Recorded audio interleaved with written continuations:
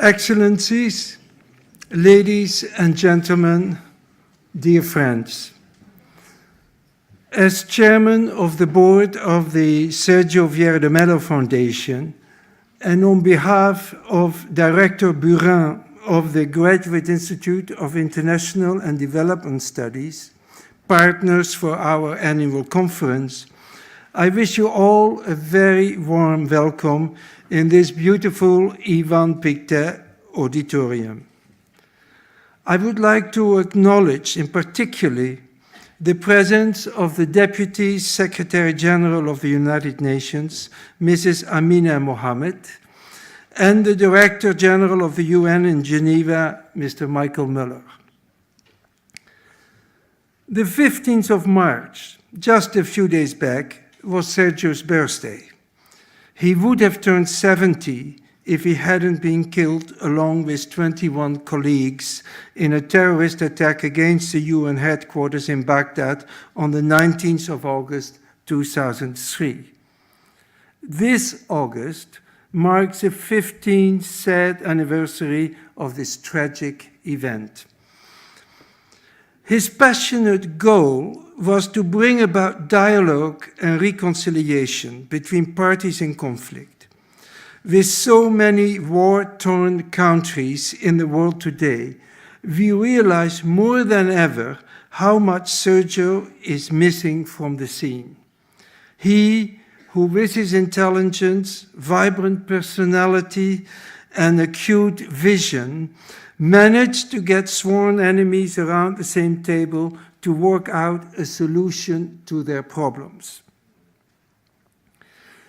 In memory of Sergio, but also to promote the values he represented and to continue his mission, the Sergio Vieira de Mello Foundation was founded by a group of his family and friends. Every year we organize a high-level lecture in cooperation with the Graduate Institute and the United Nations office at Geneva. Every other year we award a prize to an individual, institution, or community in recognition of their outstanding and unique work for peaceful reconciliation between peoples and parties in conflict. The award ceremony takes place during the celebration of the celebration of the World Humanitarian Day on 19th of August. This day was established by a UN General Assembly resolution following an initiative by our foundation. Tonight, we are privileged to have with us two eminent persons in their respective fields. Our guest speaker is Staffan de Mistura. For over 40 years, he worked in various capacities with several UN agencies in Africa and the Middle East. Like Sergio, you could always find Staffan de Mistura in the most difficult places in the world where people were most hurting.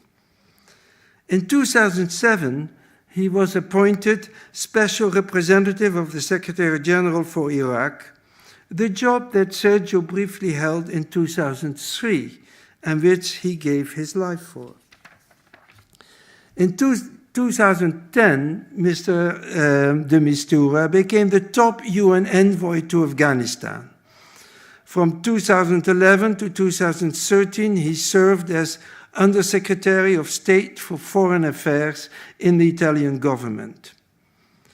But then in 2014, he returned to multilateral diplomacy when he was appointed to his current position of Special Envoy of the United Nations Secretary General, tasked with seeking a peaceful resolution of the conflict in Syria. Hence, Mr. de Mistura has wide experience in the many conflicts which have plagued the Middle East, Afghanistan, and other areas in the world. As you can well imagine, Sergio and Staffan's paths often crossed. They became friends and we are particularly pleased that Staffan is our speaker at our 10th lecture in the 15th anniversary year of Sergio's death. Our moderator this evening is Miss Sophie Shevardnadze, an international TV and radio journalist, op-ed writer and interviewer. A public figure in Europe and Russia, she moderates various panels and public talks around the world and is just back from taking part in panel discussions at Harvard and Yale on international relations. She has her own signature interview show, Sophie, on Russia's English language network channel RT, where she has interviewed many eminent persons in the news. Born into a political family, she is a granddaughter of the last foreign minister of the Soviet Union and later president of Georgia, Edward Shevardnadze. Sophie was raised and educated between Tbilisi, Paris, and New York. She earned her BA at Emerson College and her MA from New York University in broadcast journalism and is fluent in 5 languages. We are very pleased to welcome you here, Sophie. As in all our previous events, there will be a question and answer session. In line with Sergio's love of teaching and communicating with young academics, questions from students will be given priority. Creativity, a new tool for international diplomacy. New tools are badly needed to solve the many problems in the world. Staffan, we are looking forward to hear your views on this, and the floor is yours.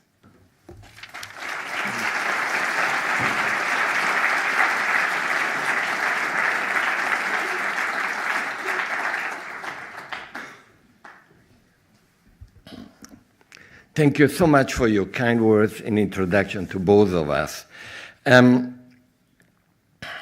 I feel honored. I feel honored because it's true, I was and am a friend of Sergio, but also I was an admirer of Sergio. We did work together in several missions, and in every occasion I was looking at him and trying to learn from him. He was 1 year younger than me, but he had such a unique capacity of conveying messages in a way that people could not resist saying yes. And that is certainly one of the qualities of a good negotiator. He did it with charm. He did it with determination. So I've been thinking, and since there are so many young people here, and you know, many, 1, 2, 3, 10 of you could be the next Sergio. We need them in the UN.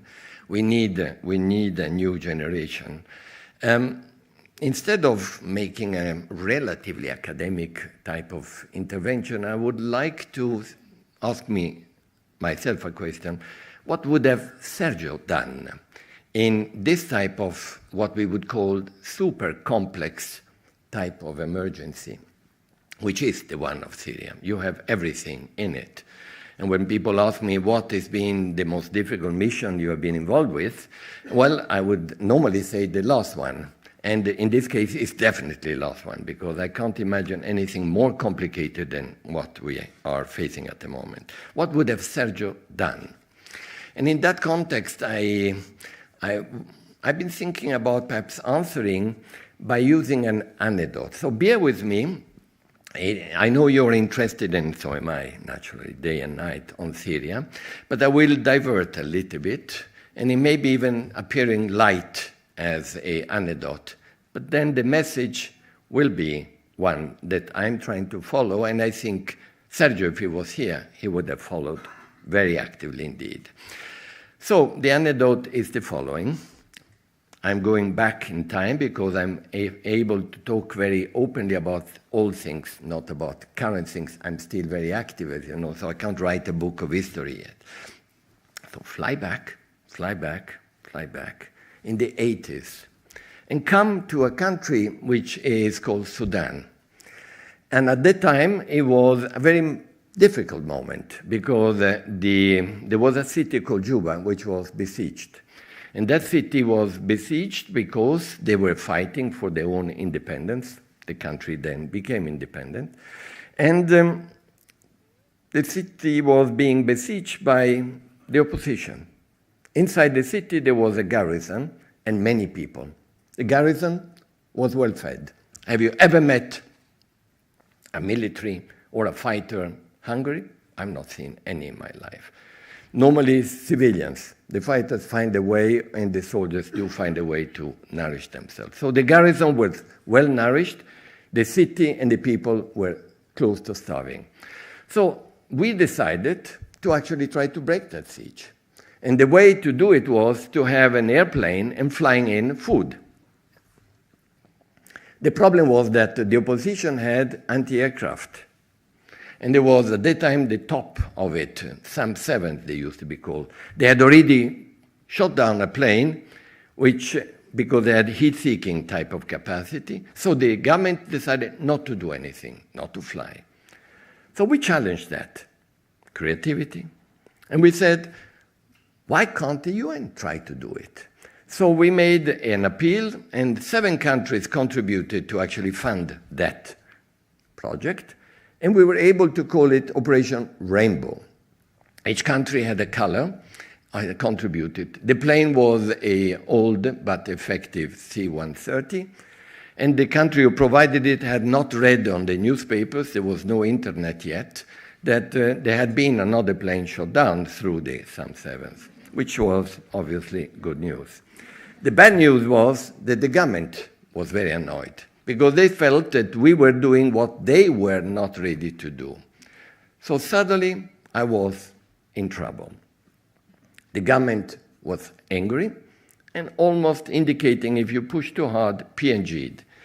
The rebels, John Garang, had threatened to shoot us down and was very angry and was saying it publicly on the BBC. The UN headquarters were not happy because at that time we were not yet in the period where you had the droit d'ingérence humanitaire. You were disturbing a government by insisting in doing what the government had not been done and was not doing. Plus I had amoeba, and my fiancée had written to me a letter saying, it's over, you have been staying too long and you're never coming back, you're married to your missions. So I was on my own, in my office, 7 o'clock in the evening. I remember still looking at my desk and a map, and suddenly I see a small lady showing up, pretty small actually, followed by another lady, a little bit taller, but not much. And she says, I'm Mother Teresa, and what is the problem? So I look at her. First, I never met Mother Teresa in my life. Secondly, I couldn't believe she was in Khartoum in my office. She said, well, I'm here, and rather abruptly, actually. And they say, and can you explain the situation? Because I was yesterday in Castel Gandolfo with the Pope, and His Holiness had listened on the BBC that some young people of the UN, I said, thank you for the young, I was already 40, and were trying to actually organize an airlift to a besieged city of Juba, and there were problems. I said, yes, big problems. Well, can you explain it to me? So I took a map, started explaining and showing, well, here is this, and this is part of East-West fighting, and you know, the North and the South, and the Arabs, and the Soviet Union, and the Americans, and so on. Too complicated, she said. Too complicated. Just get it solved. I said, well, get me to talk to John Garang. I said, but he's in the jungle. He's a fighter, and he doesn't want to talk to me. Actually wants to shoot me down. Well, then let's talk to the president of Sudan, Sadiq al-Mahdi, who obviously was the biggest problem to me because he was not allowing even the plane to take off. My idea and my gamble was, we take off, We are not that naive, so we'll try to avoid it. We'll challenge the plane, the fighters to shoot down the plane, which was bringing aid to their own people in Juba, and probably, perhaps they will not do that. But the government was saying, you can't fly. So she says, no problem. Let's call Sadiq al-Mahdi. I said, he's not there. He's in the States, visiting, official visit to the President Reagan. Ronald, no problem. And Nancy is such a nice lady, and she has been so attentive. I said, well, I know, but here I am. No, call him in rather firm instruction. Call him. At that time, no telephones, mobile phones. It was only basically a radio, you know. And through the radio, you connect to Zurich, Switzerland, thank you, and then from there into the airwaves, you know, normal telephones. So I go through the connection, go into Zurich, and then ask the White House at the switchboard. Yes? I said, my name is Staffan de Mistura, I work for the World Food Program of the UN. Yeah. And I've got here Mother Teresa of Calcutta, who wants to talk to President Reagan.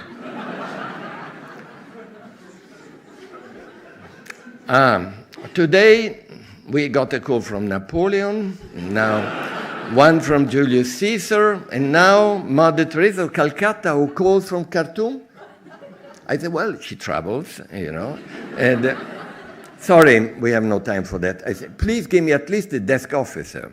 So the desk officer comes on the line, and he says, yes, we have no much time. What is your problem? I said, I'm not sure it's my problem. Mother Teresa of Calcutta wants to talk to President Reagan.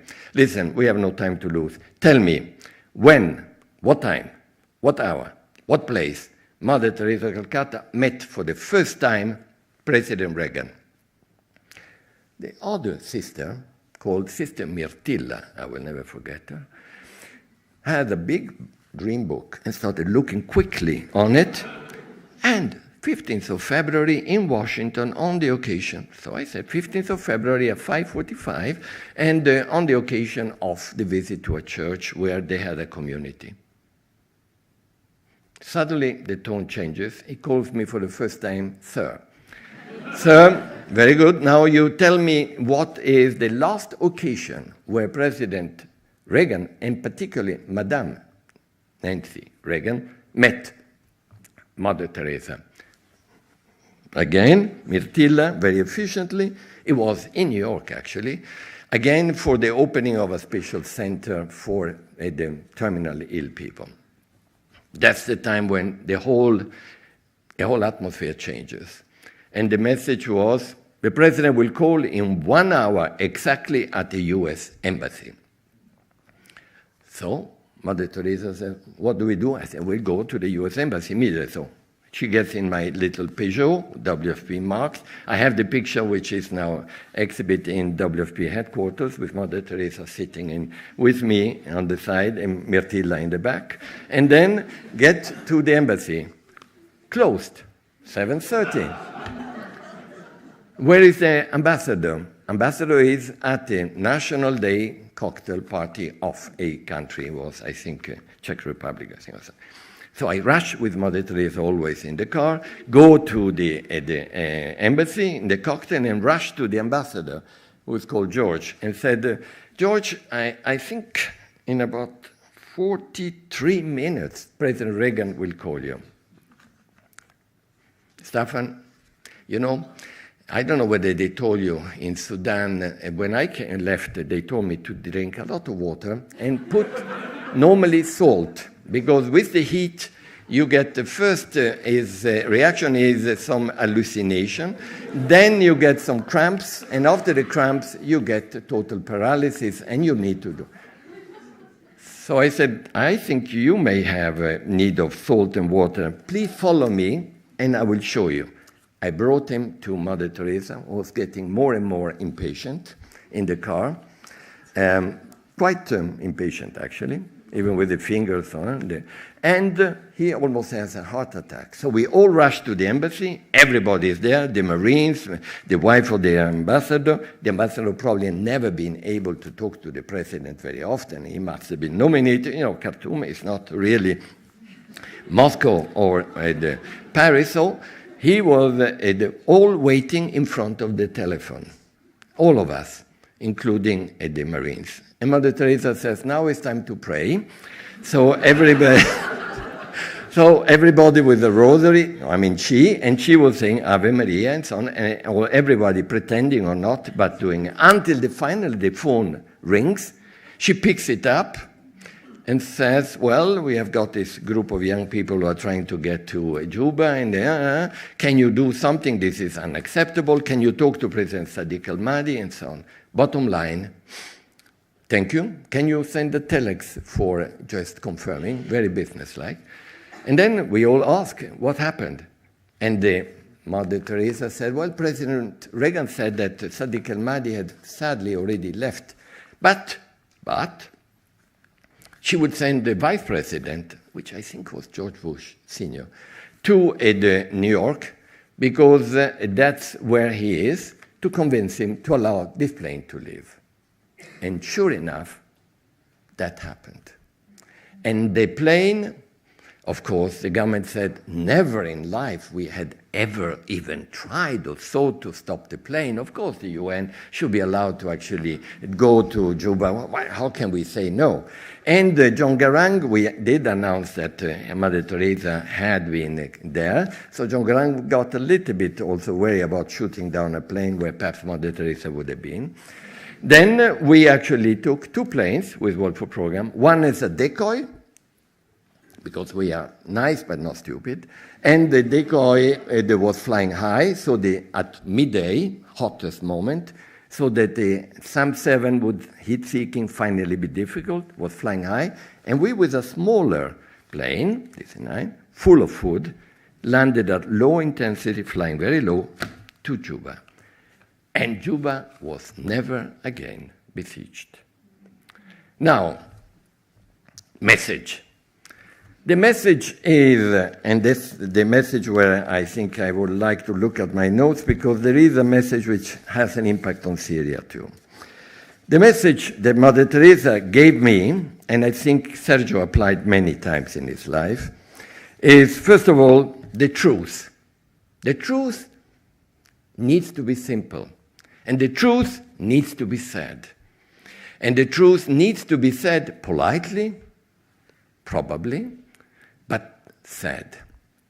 Second, the priority are the people. Forget all the political reasons why it's north, south, east, west. The people. Can we do? Should we do? Why not? And 3, you don't give up. You become creative. You find a new formula. If the plane cannot fly, you find another way. If you can't have 1 plane, you do 2. If you can't do that, you use another method, but you don't give up. So, let's go back to Syria, and then...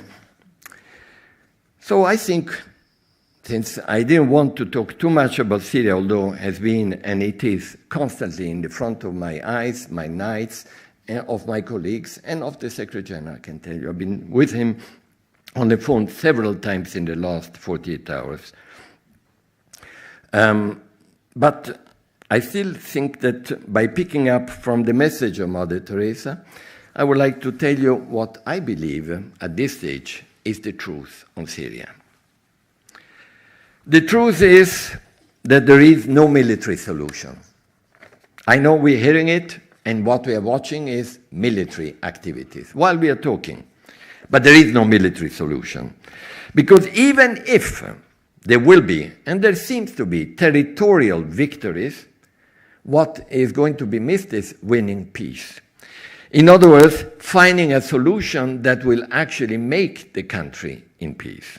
Second, the truth is that without a governance based on a new constitution and presidential and parliamentary elections, there will be no stability, and therefore many countries, those who can afford it, I heard it today again, will not contribute to reconstruction. And without reconstruction, it will be a tragedy in Syria.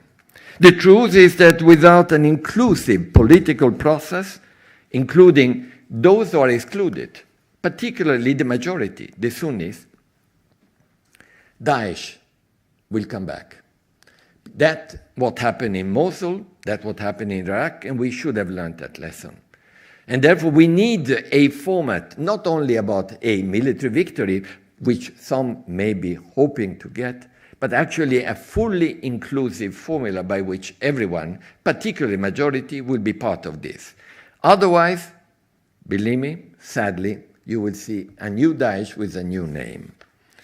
The truth is that a soft, long-term partition of Syria, which the one we are witnessing at the moment in different areas of control, will be a catastrophe, not only for Syria, but for the whole region.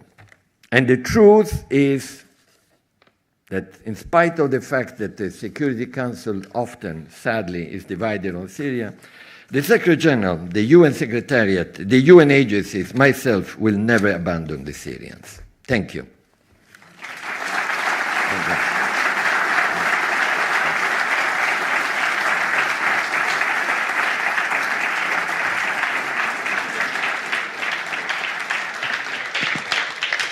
Mr. de Mistura, thank you very much for this wonderful talk. My name is Sophie. I would like to say a few words on my behalf, if you don't mind. First of all, thank you. Welcome. I'm very honored and I'm very happy to be part of this event. I would like to thank Sergio's family, the foundation, the Graduate Institute, United Nations office at Geneva. We're also here to pay homage to the UN staff, the best, the brightest who perished along with Sergio in Iraq, to honor their families, their loved ones. I did not know Sergio personally, but what I know is that only an incredible human being, a relentless humanitarian, devoted humanitarian, could have lived a life that he did, to live a legacy that endures like this, even after his departure. You know, as for today, many would argue that diplomacy in its conventional understanding is at a dead end. It's not able to solve the many issues that the world is facing. You know, Sergio was a relentless negotiator. He never shied away from any opportunity that diplomacy presented, even if that opportunity didn't necessarily fit the norms or conventions as we understand them. So I think that is why his cause today is more relevant than ever. It takes upon a new meaning. It's easy, especially when you work in the media, to dismiss diplomacy, because the process of diplomacy is not something that makes headlines immediately. I mean, it's just people talking to each other, right? But, you know, I say this with conviction because I also come from a family of a great diplomat. I vividly remember diplomacy in the making, and I know for a fact that diplomacy can literally make the world a better place. And I just love Stephen Hawking, and he famously said once that mankind's greatest achievements have come about to talking, and all the failures are from not talking. So I think it's only fitting and timely to be having this discussion with you, Mr. de Mistura, because you have also devoted all your life, energy, your strengths to the goal of peace. You are a brand name, everyone knows you, right now mostly because of what you're doing in Syria. But once again, because of media's short attention span, maybe not everyone remembers the breadth of your diplomatic experience at the wide geography of your field engagement. Therefore, I think there is no other person that could be best qualified than you to talk about creativity in diplomacy right now. So if you allow me, I'm going to tap into the wealth of your experience and talk about not only about what you're currently involved in, but what global challenges diplomacy faces nowadays. I would engage the audience and try to maximize this interaction. So I thought I would break up this panel into a few base points, start asking you questions, and then engage you. You know, questions should be precise and straight to the point, please. And then we'll take it from there, okay? Because your questions are paramount to this event. So I'd like to start by asking, except from the Syria case and the Sudan case, recent cases, there's so many of them. What do you think is the best example of creative diplomacy?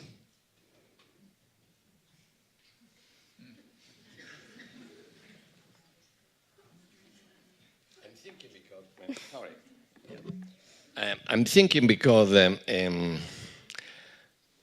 I believe that many of the creative examples of diplomacy will never be known, or will be known many years afterwards. They are the ones where the UN and others were able to actually put together people who hate each other, who cannot be seen talking to each other, or that they require an alibi in order to be able to actually make a compromise. And some of those are still current in my current mission. So I will have to reply to you only with a old story again, because I'm sorry, I'm still operational. Yeah. And that means we don't reveal our tactics, because they can be still useful. And sometimes I wanted to be a fireman when I was a kid. It didn't really look very logical, so then I decided I wanted to be a medical doctor. And my father convinced me that a medical doctor speaks 7 languages. It's better he becomes a doctor for countries. At least you could also be a very rich doctor, but still. And that's why I look at it from a medical point of view in a way. And we had a moment many years ago when there was a lot of proxy war taking place between East and West in Angola, in Mozambique, and Ethiopia, Somalia, and elsewhere. And there, one of the creative techniques that were used was vaccinations, believe it or not. Vaccinations. By approaching people and starting saying on both sides, don't you have children, for God's sake? Yes, we do. Can't we then have an opportunity of vaccinating them for 3 days? So the only shots will be the shots in the arms of the children, but not in the air. And by doing so, obtaining 3-4 days when now nobody will fight, and through that give them an alibi to show that you can stop fighting.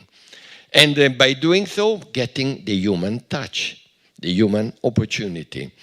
Well, it worked.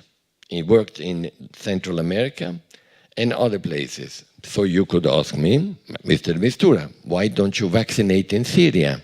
No? Because the doctor has to know that when you have antibiotics, there is a resistance which is built in microbes too. So the bad guys, or the guys who want to continue fighting, say, just a moment, you're using the famous technique of vaccination. Don't even mention it to me. We already saw what happened. Bad news. The other guys were obliged to negotiate. We want to win the war. We are stronger. And we will just do the vaccination on our own. Bottom line, new techniques, new approaches. The conclusion is, whatever we can do in facilitating a dialogue between people who have decided to hate each other, that's where diplomacy becomes most effective and where the UN can do it, because we talk to everyone, or at least we are allowed to talk to everyone.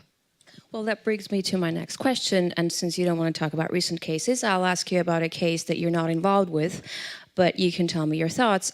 Everyone's thinking about the possible upcoming meeting between the United States and North Korea.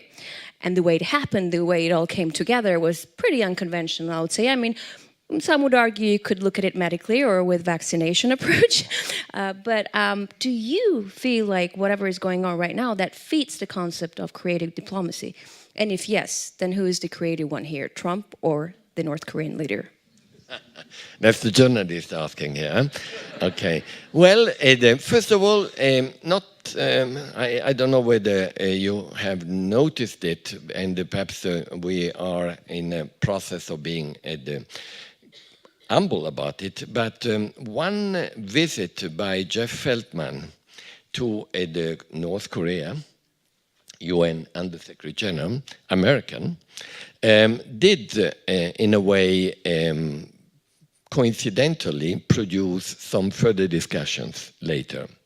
Why? Because I think only a UN, and even more so if he was an American, as he was, and highly qualified and very experienced person, was able probably to bring a message from the Secretary General about how, in fact, there could be ways without losing faith on either side, once you have climbed the tree, to come down from the tree without losing faith.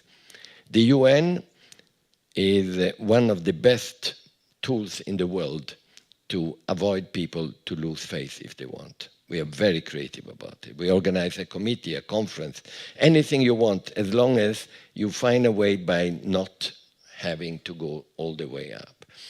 So I think this is so far a good example of potential creative diplomacy. So who do you think is more creative, Trump or Kim Jong-un? Can I wait until we see the first meeting between the two? Yes. Yeah. You know, this brings me to another interesting question, because we see right now how the right-wing populists are pushing out traditional mainstream media by social media, because they're communicating to their voters directly. So the traditional media no longer plays the role of arbiter, of filter. That is also changing the paradigm how politics works and how politics interacts with traditional media. So now you have potentially Trump who tweets, Kim Jong-un who reads and reacts. Does social media also change the way diplomacy works? I mean, does it oblige diplomacy to become quicker, or maybe could it push it out altogether? Just the contrary, in my opinion. Because you see, when there is a message by tweet, normally it is short and therefore relatively abrupt, as you know, and, or at least very direct, otherwise it can't be. Diplomacy then takes place immediately after explaining, no, look, that tweet that you got, well, let me explain better. It really didn't mean what he actually wanted to tell you something, but I can also elaborate further.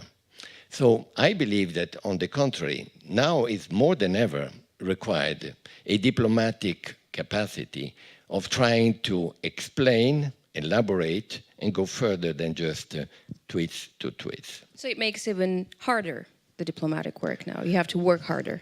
Yes, it does. It does. Correct.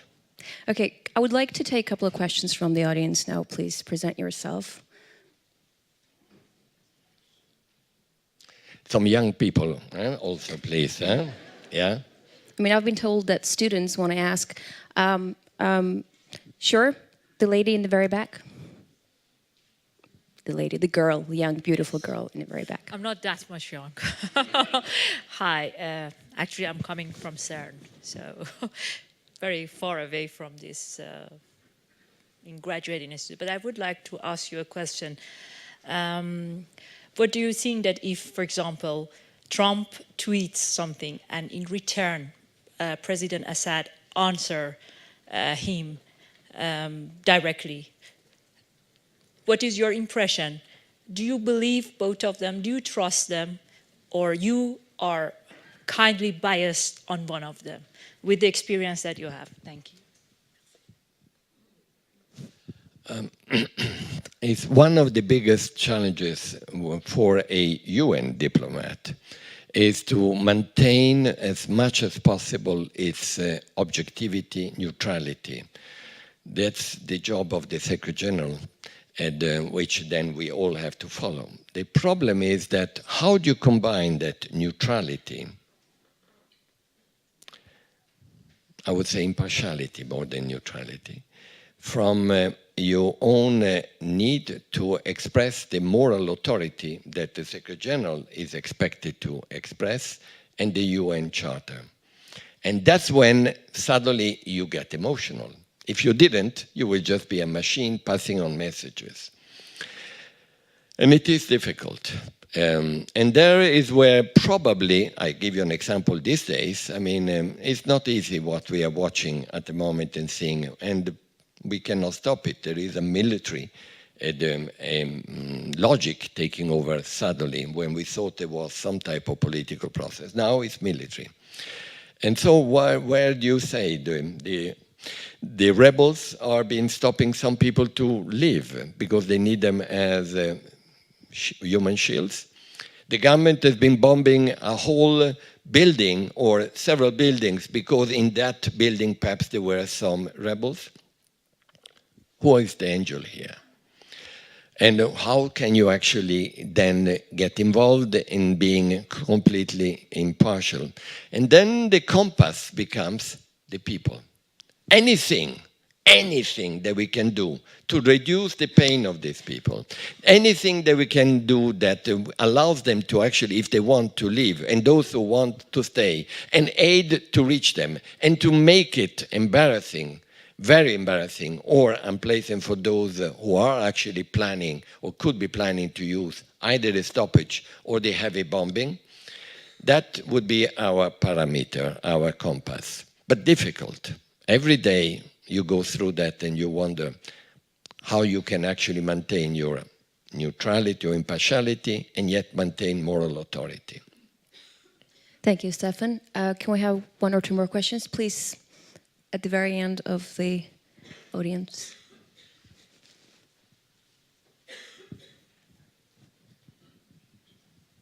Hi, I'm Mohammad Hamid. I just arrived to Geneva. I'm Syrian. I'm the coordinator of Syrian NGO Alliance, and I was 10 days ago in Syria. So where in Syria? In Idlib, where my family is there. So my question for you is, listening to the creativity as a tool for international diplomacy, aren't we greatly failing in Syria, where we cannot stop the attacks against civilians, the wiping out of entire cities? Could we consider that a real creativity ways to find solutions for the Syrians? Thank you. First of all, I understand your feeling because I have the same feeling, and I was talking to Secretary General the other day. We had the same feeling.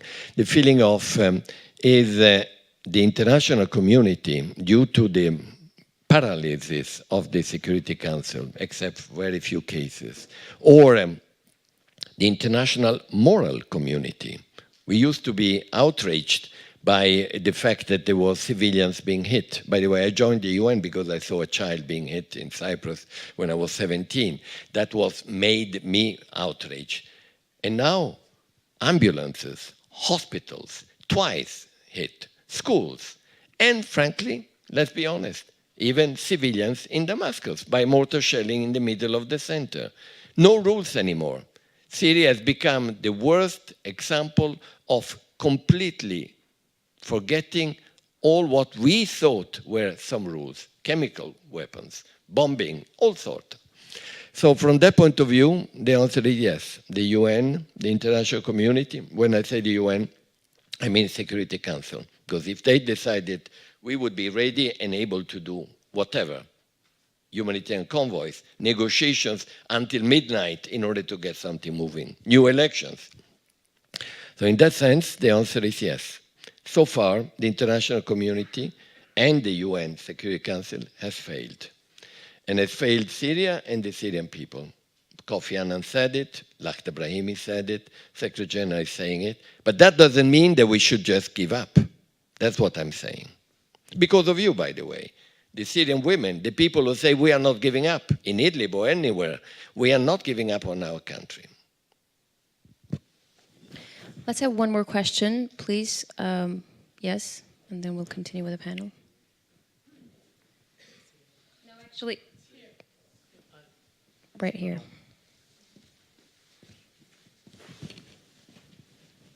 There you go. Yes. Thank you very much. Okay, yeah, I'll just say that. It would not be bad if, it would not be bad if you introduce yourself, so I can visualize like a little bit. Definitely, Your Excellency. Yeah. My name is Mats Fritzberger, a Young Leaders Fellow from the Geneva Center for Security Policy.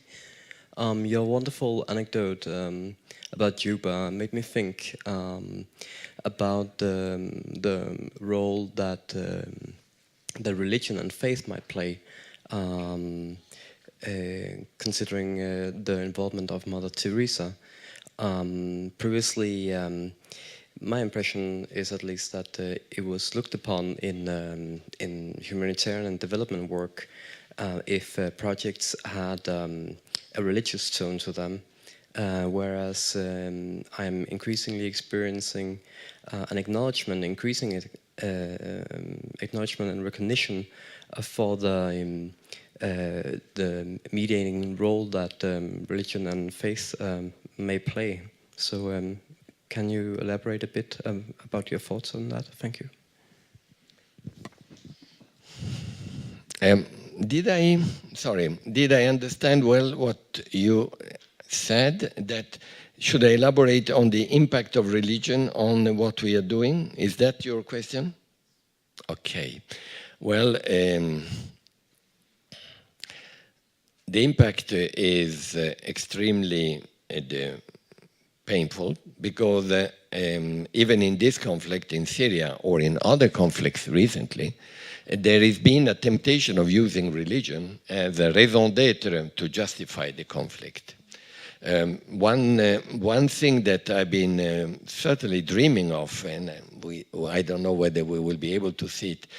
Do you remember the Helsinki Accord? That was a moment when the Cold War ended in a way for other reasons, but ended through also a certain political process. Much of what we are seeing in Iraq, in Syria, in Lebanon, in Yemen, is connectable to the tectonic fight between one country and another, Iran and Saudi Arabia, Sunni and Shia. We cannot hide it. And we get involved in the West or anywhere else because of that. But it is the basis. You could imagine that if one day, and that would be a great diplomatic achievement, and it's not impossible at all, look what can happen, that there would be finally a recognition by these two major countries to actually say, let's sit down, let's agree at least on where we can go from and to. You would see an impact immediately on Yemen, Lebanon, Syria, and Iraq, and beyond.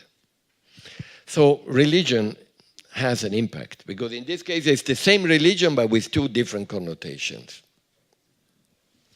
Well, I'm going to turn you back to my questions, if you don't mind. I know that Syria is a very painful subject. Actually, I've been there a couple of years ago, and my life has never been the same afterwards.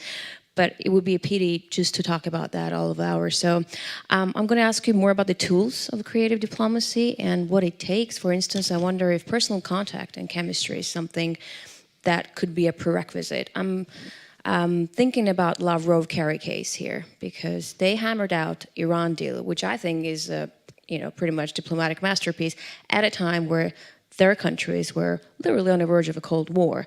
And many would argue that that happened because they had a great personal contact.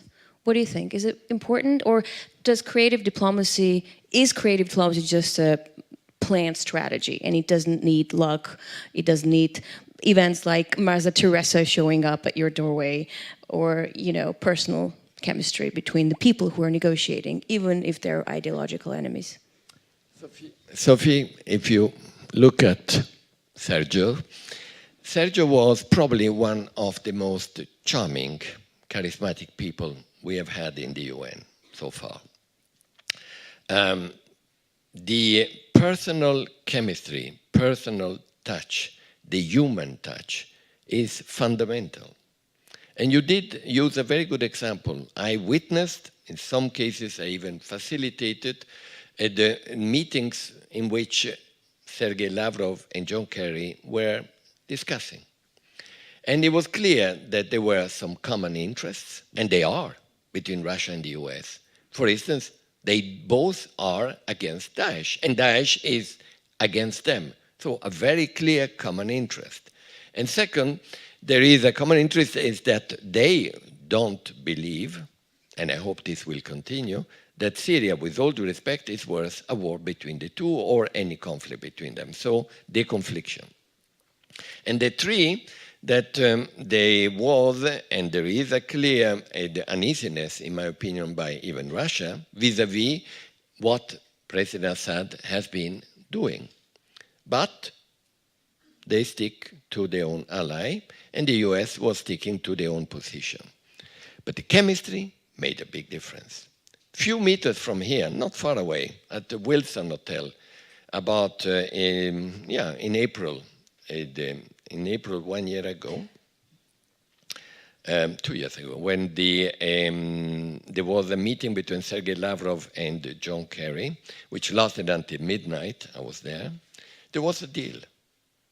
The Syrian Air Force would have been grounded, and the Americans would have done all what they can, and they should have done and could have done, to separate al-Nusra, i.e. Al-Qaeda, from others through their own allies.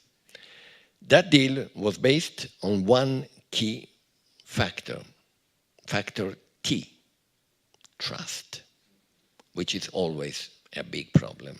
They trusted each other, and they trusted they could make an effort, and they want to make an effort, and it was a major missed opportunity. One day I will explain why it didn't work out. It was not because of them, because of other events. Well, I suppose because often people confuse diplomacy and politics. Those are two different things, I would argue, because politicians make decisions and then diplomats have to execute them. They don't really belong to themselves. They're not the ones setting goals.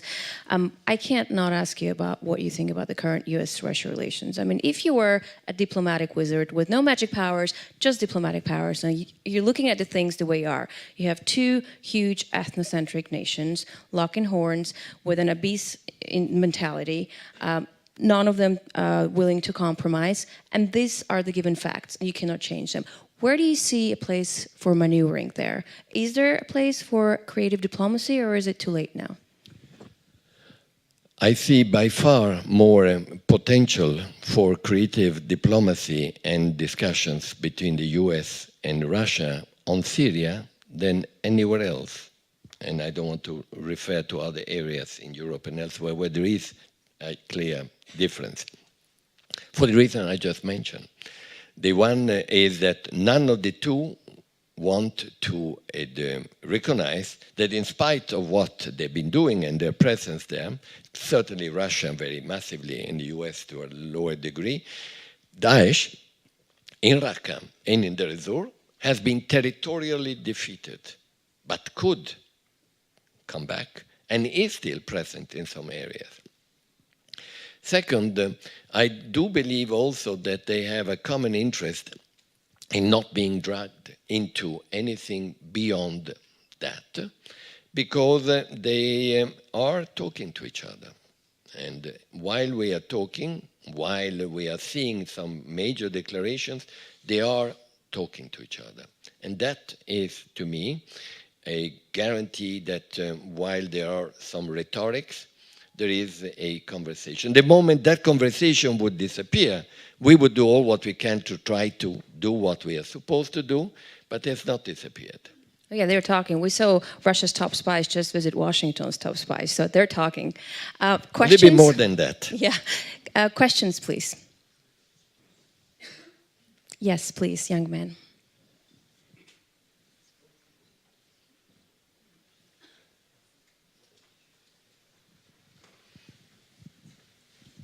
Hi, my name is Shadi Zahed. I'm a student at the Graduate Institute, and I'm also half Syrian, by the way, from Homs. From? Homs. Homs. Okay, so my question is that you said military solution is no longer possible. It's only through politics.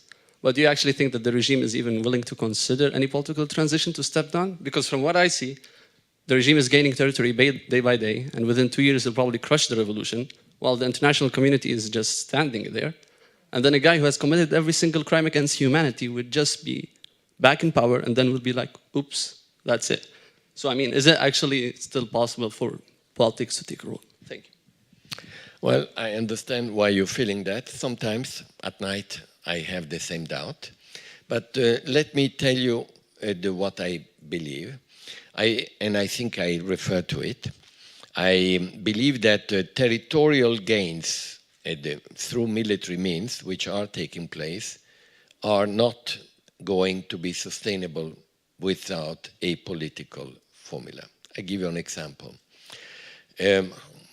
A lot of Syria has been destroyed. There is a need of $352 billion for making that country back more or less where it was. It was not destroyed, by the way, by Al-Qaeda because they don't have airplanes, to my knowledge, or helicopters. So that reconstruction needs to come from somewhere. It can only come from World Bank or EU. I don't believe, from what I heard so far, that neither the World Bank or the EU will be getting involved in the reconstruction of Syria unless there is a political process, which means new constitution and elections under UN supervision and sharing power. If that was not taking place, I believe that what you are defining would be a Pyrrhic victory. And that is not sustainable. But let's talk about it in 1 year time, God willing. Okay. Anyone else? Please, young girl with a computer. Microphone is coming. Thank you. My name is Artemis. I'm 17. I'm a student.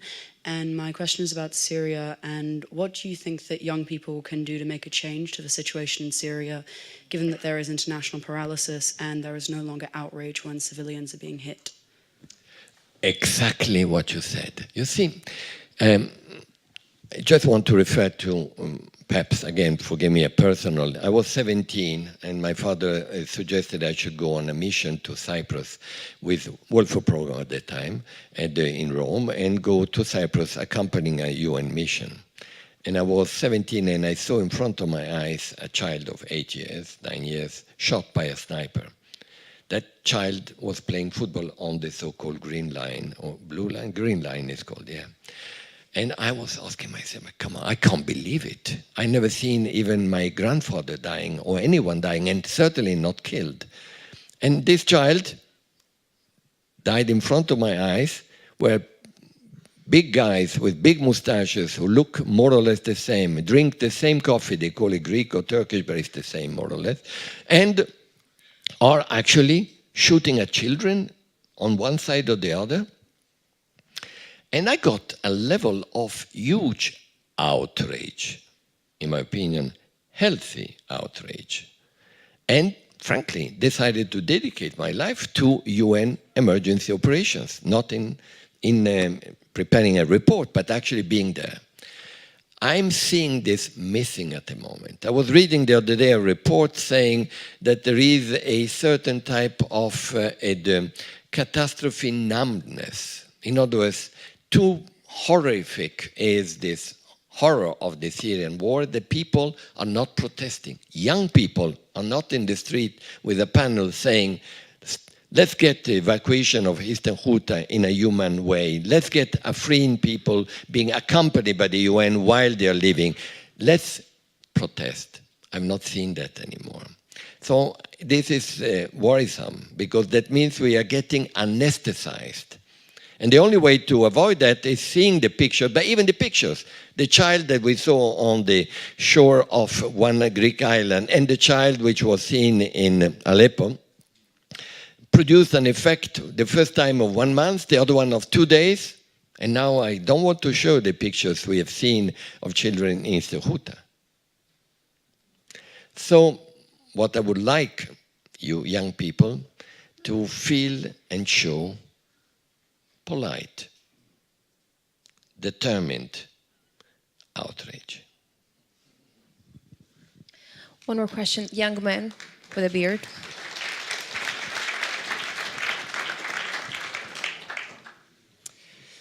Thank you.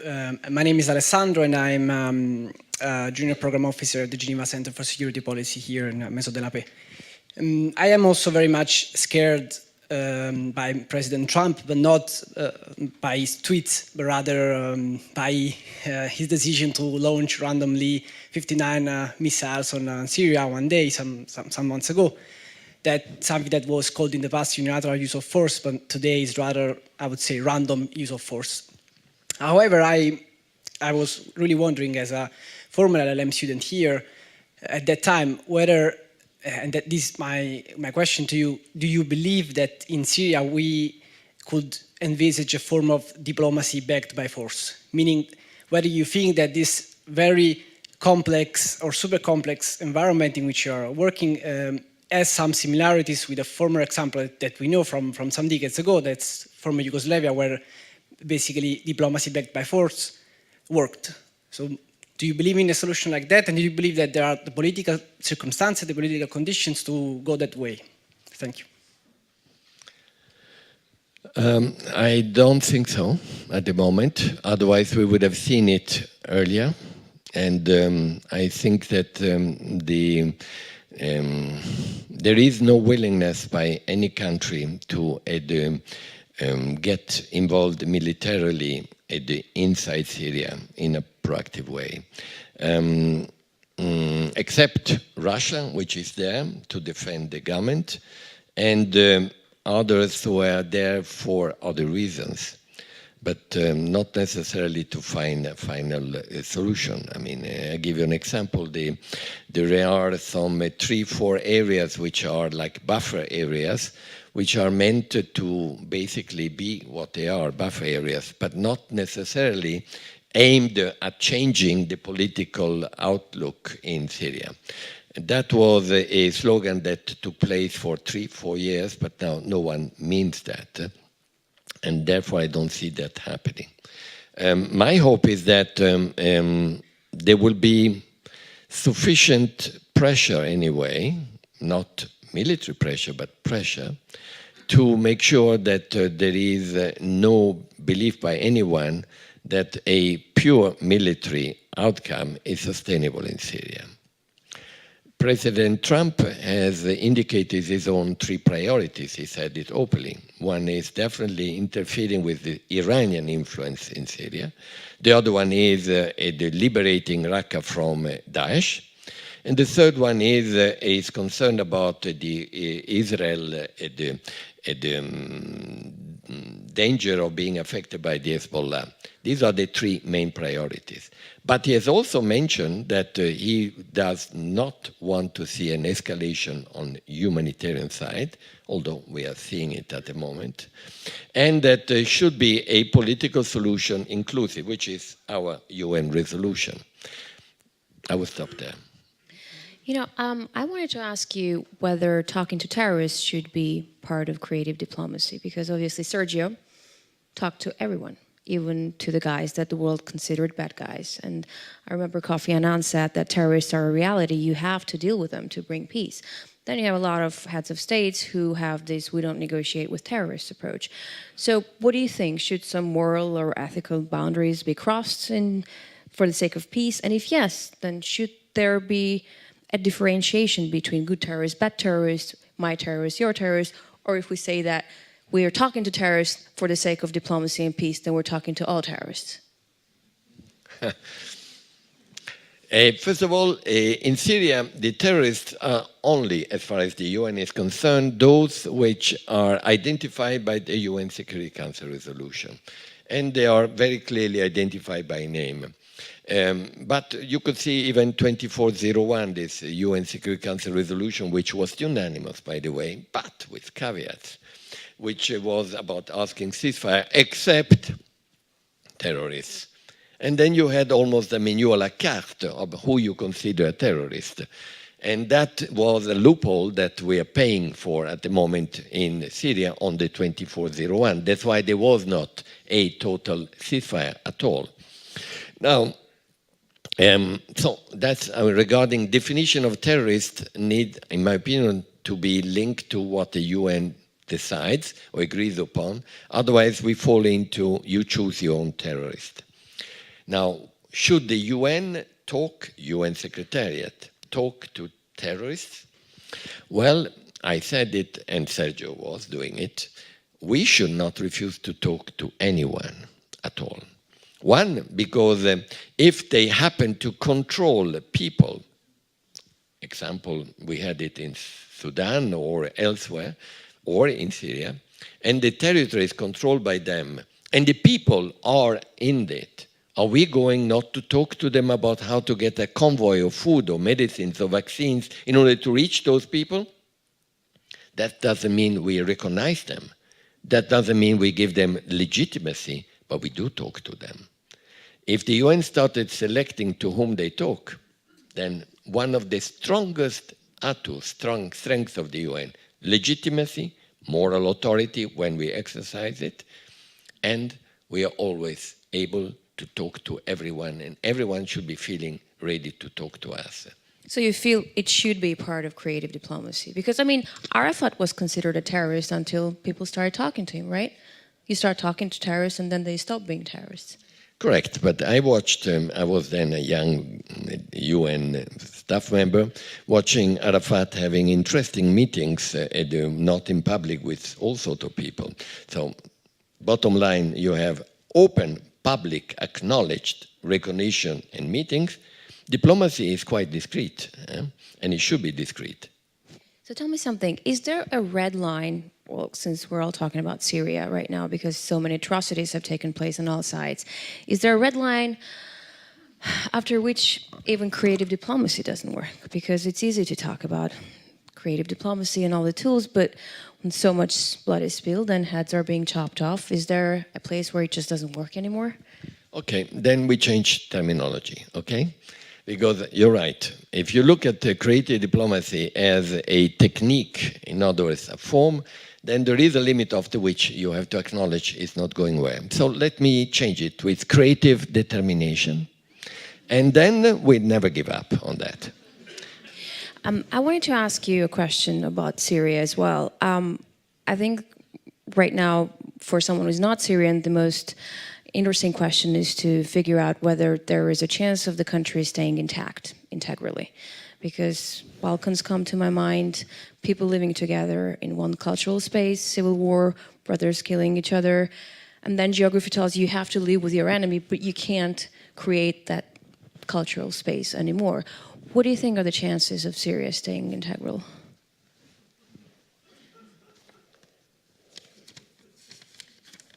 How many colors do you see here?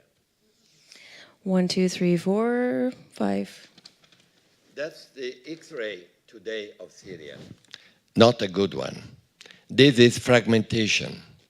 This is, in fact, a country which has areas under influence of different other countries. This is not sustainable, and that's why, in spite of all what we are aiming at, there is a fundamental principle, the integrity and unity of the country. Otherwise, each of these countries who have an influence will have to babysit an area of their own influence. The borders will be moving constantly. Nightmare. For the Syrians and for those who want to maintain their own fragmented environment. So I believe at the end of the day, Syria will and has to remain unified. Let me refer to two examples. I remember when I was in Afghanistan at a certain point, and then in Iraq before, there was some very educated and bright professor who came up with the idea, well, in Iraq, come on, the south is Basra, Shia. The center is a combination with, the capital where everybody is. Then you have the Sunni Anbar area, and then you have the Kurdish area. Why don't we just recognize they are separated? And we will find a formula so that no one will be complaining with each other. That would have been Pandora box. And luckily, the Iraqis, in spite of those divisions, God knows if the Kurds in the north and the people you see in Basra are not different in way they actually behave, dress, and everything else, but integrity. Same applies to Afghanistan. There was a moment, the north and the south, the Pashtun, and so on. And the country is still united. If we start playing with that, this type of fragmentation becoming from temporary permanent is Pandora box. All right, questions? Please, sir.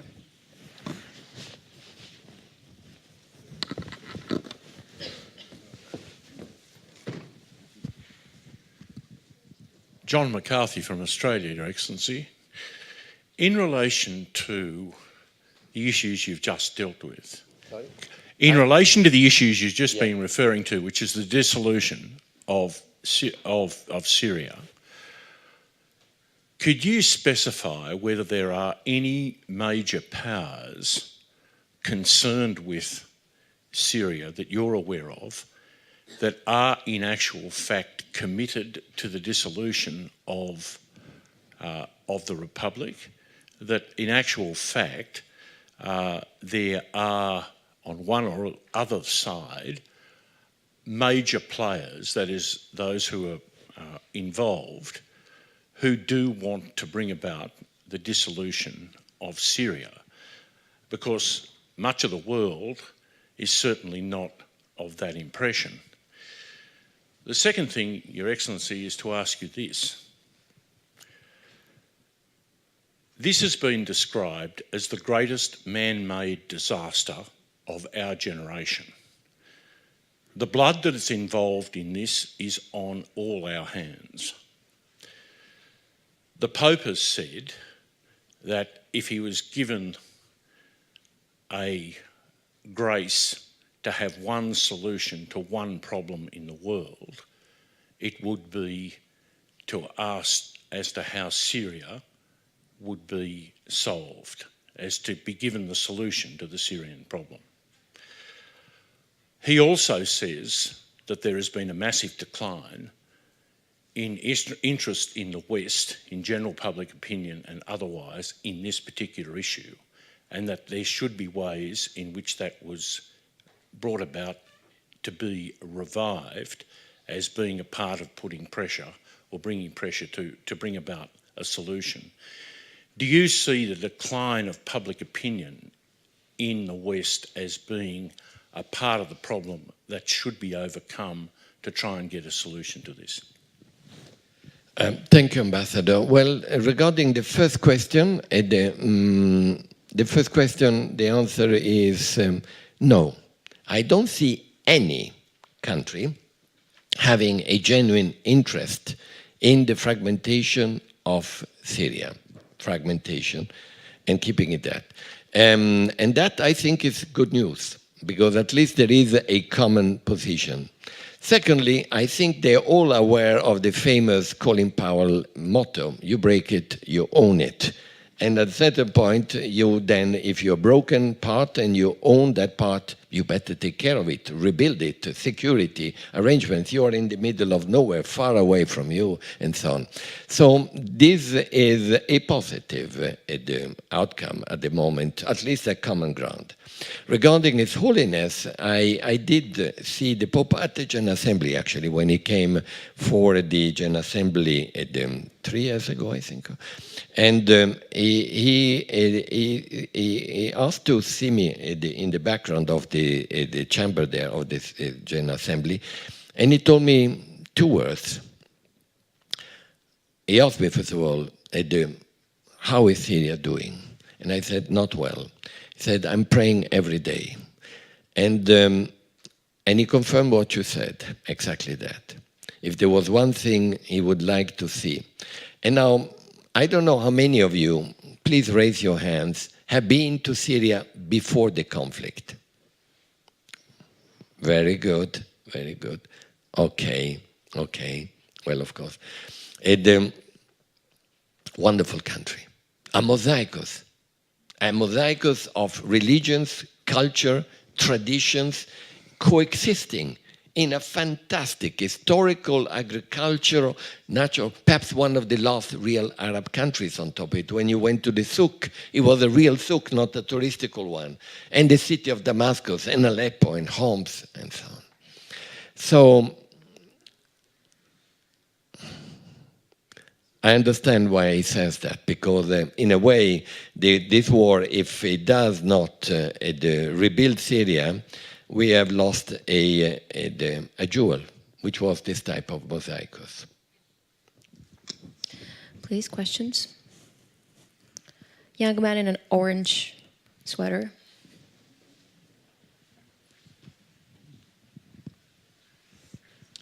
Good evening. My name is Maurice Wollensack. I'm a law student in Germany. Excuse me. When I think of diplomacy, what are you doing here? Good question. I attend a conference at the ITU. When I think of diplomacy, I think obviously of the United Nations. And when I think of the United Nations, I think of necessary reforms. I was wondering if you have a creative approach to reforming the Security Council, so in order that we can get a solution to the conflict. Thank you. Thank you. Well, there is a limit to creativity when, when there is no will to change. You know, Security Council is the outcome of a Second World War. And Second World War was a X-ray, a photo Polaroid of that period. But we are in 2018, so no one can deny that it would have been a great idea to revisit how that was established. But since that can be only changed by the Security Council itself, now that looks not immediate, okay? Having said that, there is one area where I think if there was a conscience about it, could be done without revolutionizing the whole setup.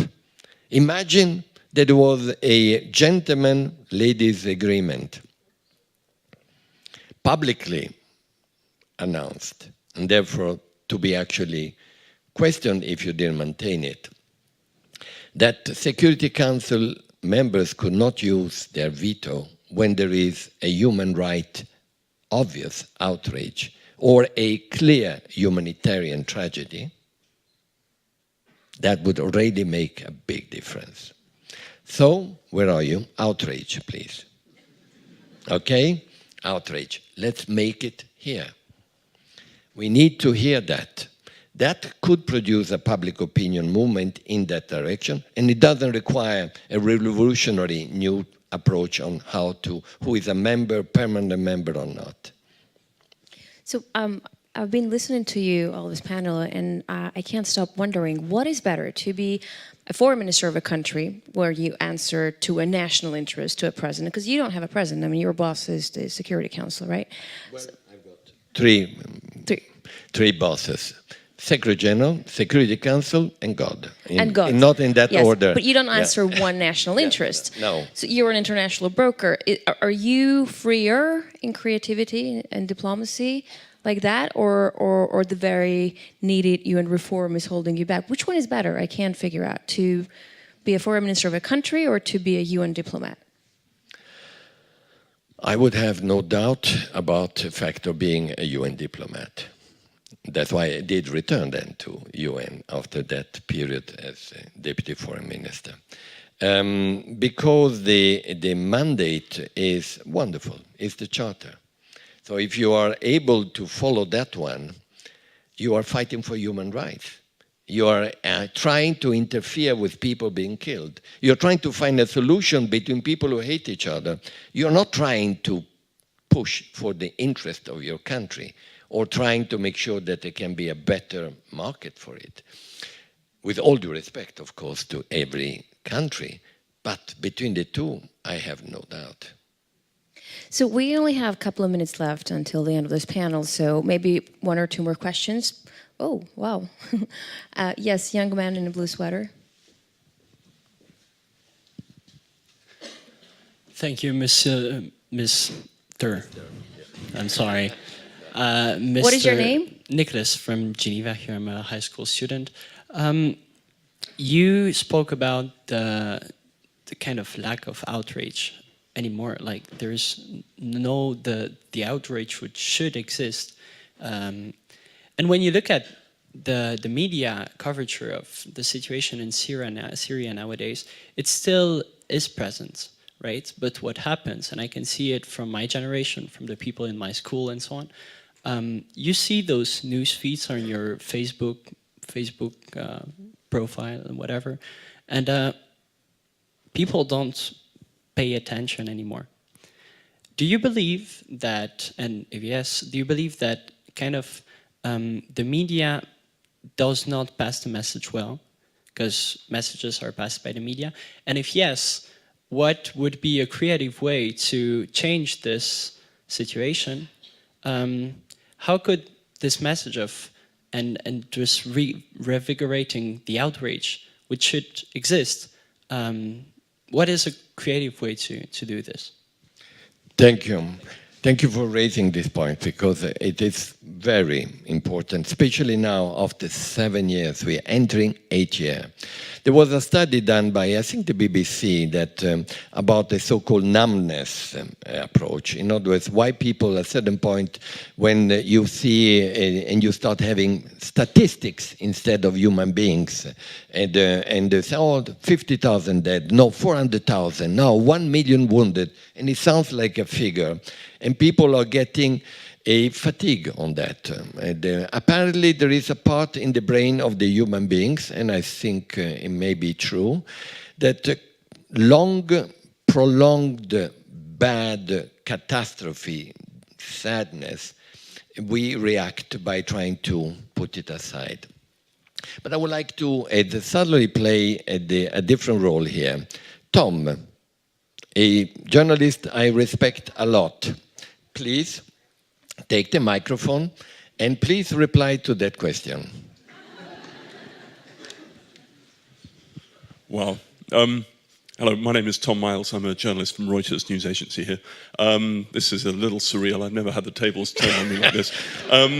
I think after this I should get to ask you a question, but no, I'm not a student. The truth is you've raised a very good question. And we've been here, I work for Reuters news agency. We're an organization that has a bureau here in Geneva. And we've been covering this conflict and the diplomacy year in, year out, trying to keep this alive and keep it on the front page. But you're absolutely right. There is a numbness that sets in, and it's very difficult to tell the same old story in new ways. God, I wish I had an answer to the question, but I really don't. I mean, the outrage with Aylan Kurdi was there when there was a picture of him on the beach, and then again with the child whose name I've forgotten in Aleppo. But you're absolutely right. The public interest slowly drains away and other things take over. So it's very, very hard. Aleppo was a huge crisis. We see it again in Eastern Ghouta. I think the level of interest in Eastern Ghouta is even less than it was in Aleppo. Even though it's huge, it's less now. And it's terrible.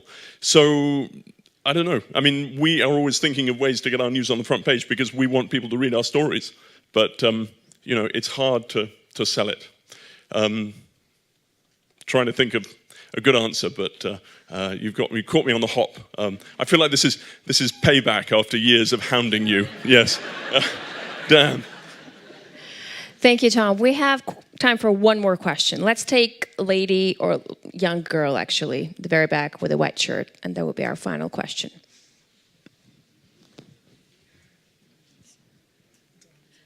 Hi, my name is Laura. I'm a first-year student, master's student here, but I'm also interning with the UN. My question is, you're talking about the numbness of the public and the fact that we're desensitized to this, but at the same time, what part of the UN can react to this?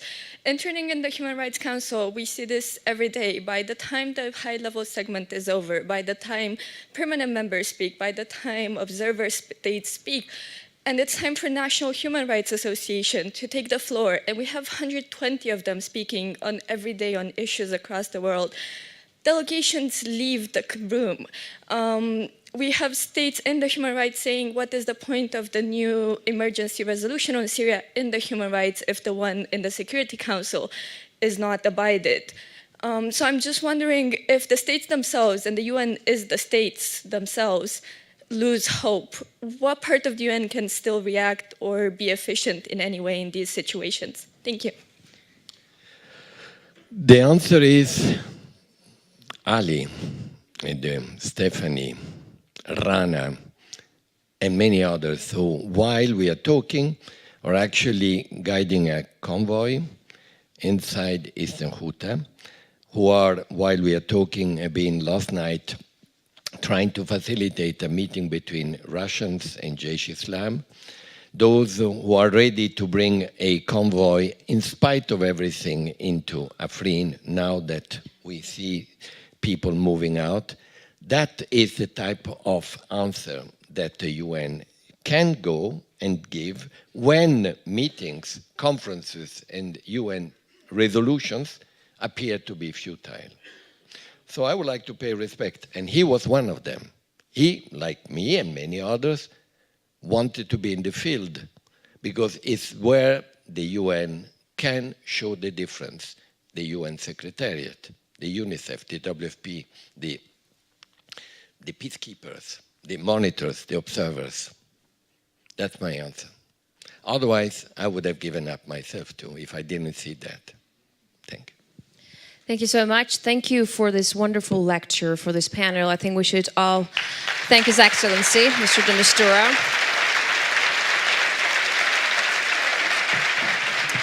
Thank you everyone who made this possible. And that's it for today.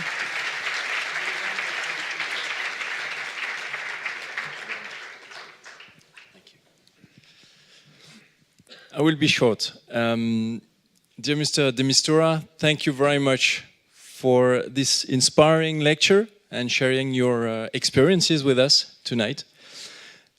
You probably know this quote from Henri Matisse, the famous French painter. He used to say, creativity takes courage. I think you've shown us great examples tonight. It indeed takes a lot of courage to think outside the box.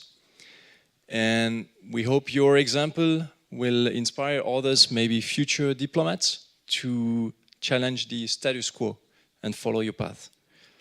Thank you.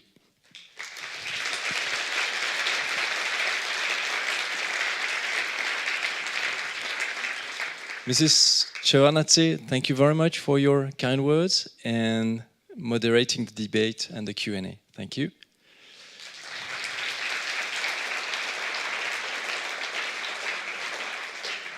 A big thank you also for Anna Willem, the board members of the foundation and the Graduate Institute for making this lecture happen tonight. Thank you.